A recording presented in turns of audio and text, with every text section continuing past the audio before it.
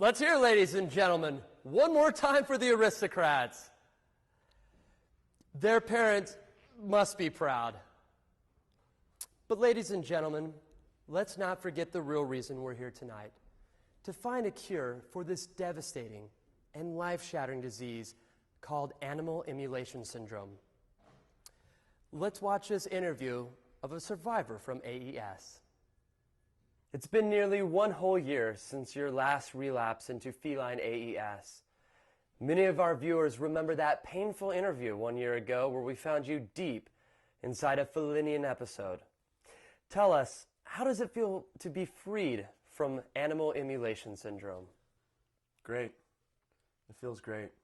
You know, I couldn't be happier.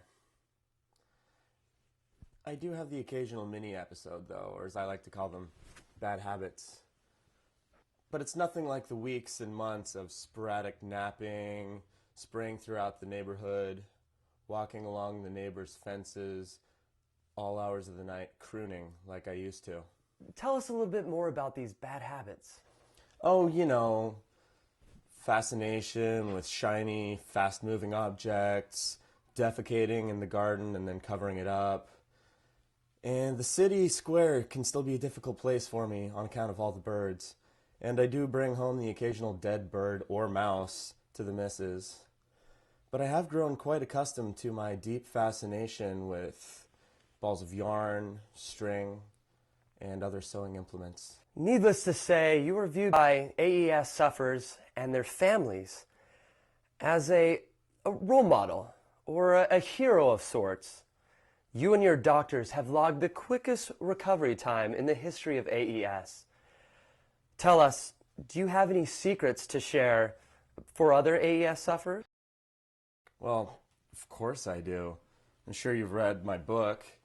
In that book, I went into great detail about my struggles with AES and even further in depth with my deep-seated problem with catnip.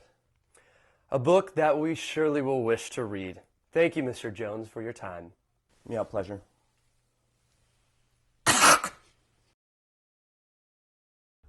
The book by Mr. Jones, entitled Who Let the Cat Out of the Bag, is available now, or free with your donation tonight of $25 or more.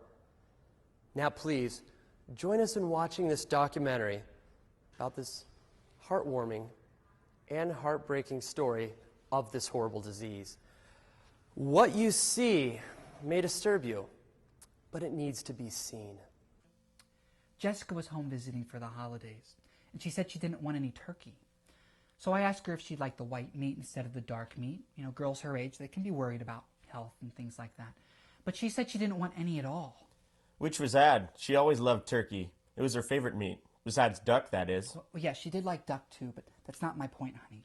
My point is she didn't want any turkey. So I asked her why not. And she says because she didn't think it was right. I didn't understand what she meant, but since she ate everything else that day, including 2 helpings of my award-winning sunflower seed party mix, I didn't think anything else of it. Which was odd. I mean, we should have seen the signs. Extra helpings of sunflower seed party mix. Poor Jessie.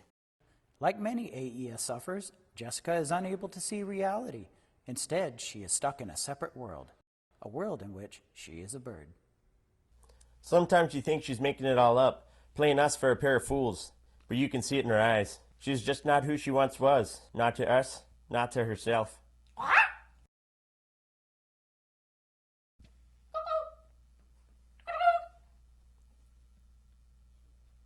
Another family suffering from AES is the Vero family.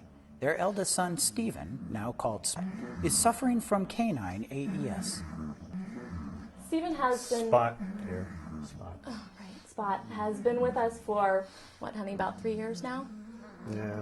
It was sort of fun at first. My other son, Chris, and I would take him to the dog park to play with his friends. Sure, it seemed strange. He'd sniff their butts and try to mate with them, unsuccessfully, of course. Things got worse after the accident, so the joy quickly subsided. He was hit by a car. He was trying to chase a frisbee around the front yard, and he almost died.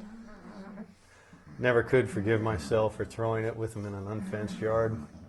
It would have been like losing a brother and a pet. What's that for? Both the Altno family and the Vero family have some hope for recovery. Canine and avian AES have been cured in the past. It's been a tough road, but it has been walked before. The Williams family, on the other hand, is not so fortunate. Their son Roger has AES, and it has manifested itself into the rarest of forms, reptilian turtle AES. Hello, Roger.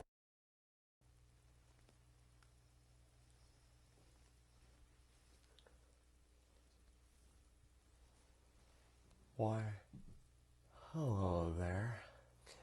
Tell us, do you remember life before you were a turtle?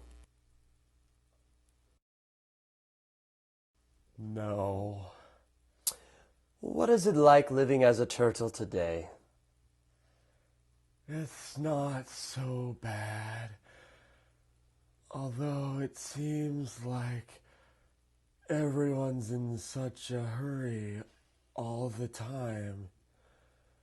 Even my boss is always on my case about how I need to increase productivity. Where do you work, Roger? I work at the DMV.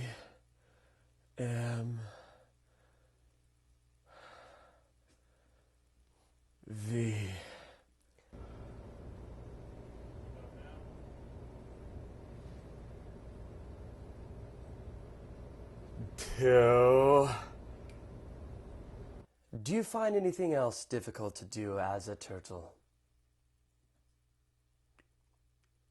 It can be difficult getting on in everyday life. Many people don't understand or are just impatient with my tendency to take a long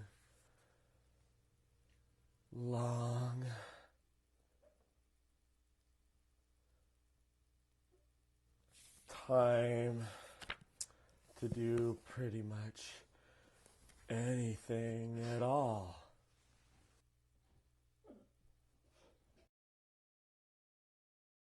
Younger people will sometimes push me on my back and play tricks on me as well.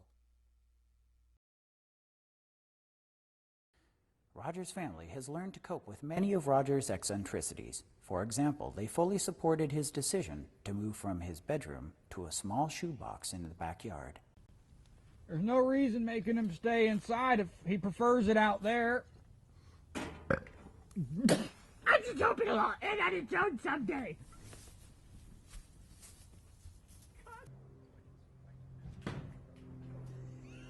Will Roger have a chance for a normal life one day?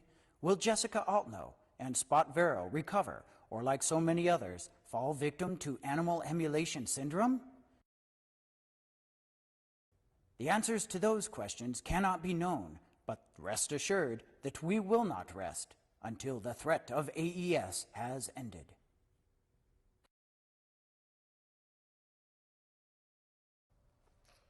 My word, how devastating. Please, help us give these three and their families a chance for a normal tomorrow. Please, call in and donate right now. It's time for a commercial break, and when we return, we'll talk with Spot from the video about his amazing recovery in the last few weeks, brought on by a case of the fleas.